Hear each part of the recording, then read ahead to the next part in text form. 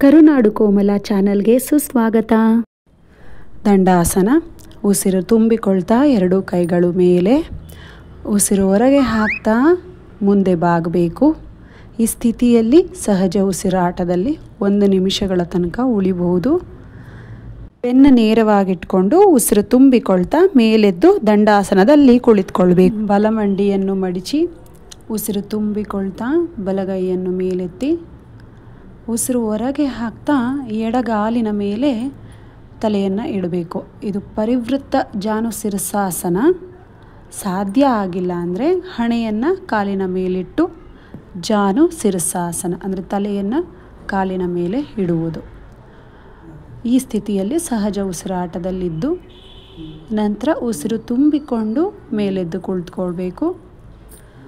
ಎಡಮಂಡಿಯನ್ನು ಮಡಿಸಿ ಉಸಿರು ತುಂಬಿಕೊಳ್ತಾ ಎಡಗೈಯನ್ನು ಮೇಲೆತ್ತಿ ಬಲಗಾಲಿನ ಮೇಲೆ ಉಸಿರು ಹೊರ ಹಾಕ್ತಾ ತಲೆಯನ್ನು ಇಡಬೇಕು. ಇದು ಪರಿವೃತ್ತ ಜಾನುಸಿರಸಾಸನ. ಸಾಧ್ಯ ಆಗಿಲ್ಲ ಅಂದರೆ ಪರವಾಗಿಲ್ಲ, ಜಾನುಸಿರಸಾಸನ ಹಣೆಯನ್ನು ಇಟ್ಟು ಕೂಡ ಈ ಸ್ಥಿತಿಯಲ್ಲಿ ಸಹಜ ಉಸಿರಾಟದಲ್ಲಿ ಉಳಿಯಬಹುದು.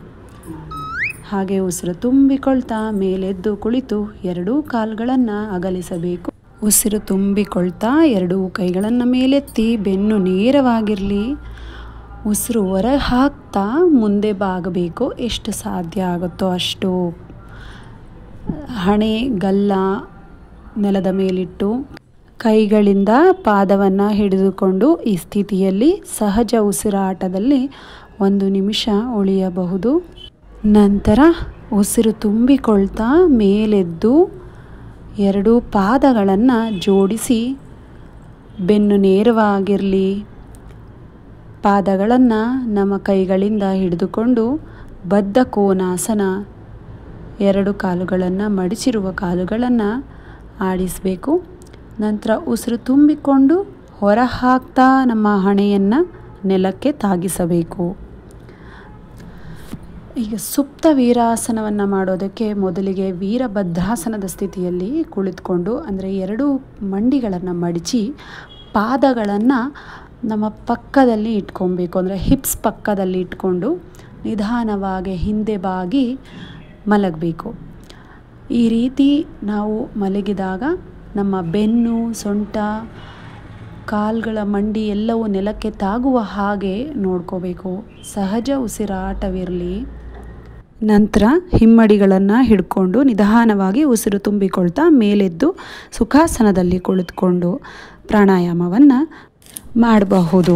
ಯೋಗಾಸನಗಳನ್ನು ಮಾಡೋದ್ರಿಂದ ನಮ್ಮ ಪೆಲ್ವಿಕ್ ಆ್ಯಂಡ್ ಬ್ಯಾಕ್ ಮಸಲ್ಸ್ ಅಂದರೆ ಶ್ರೋಣೀಯ ಮತ್ತು ಬೆನ್ನಿನ ಸ್ನಾಯುಗಳು ಬಲಪಡುತ್ತವೆ. ಜೊತೆಗೆ ಸ್ಟ್ರೆಚ್ ಆಗುತ್ತೆ, ವಿಸ್ತರಿಸುತ್ತೆ.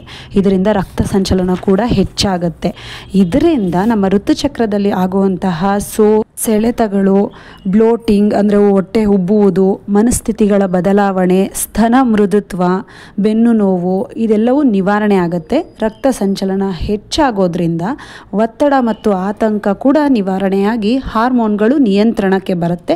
ನಿದ್ರೆ ಕೂಡ ಸುಧಾರಿಸುತ್ತೆ.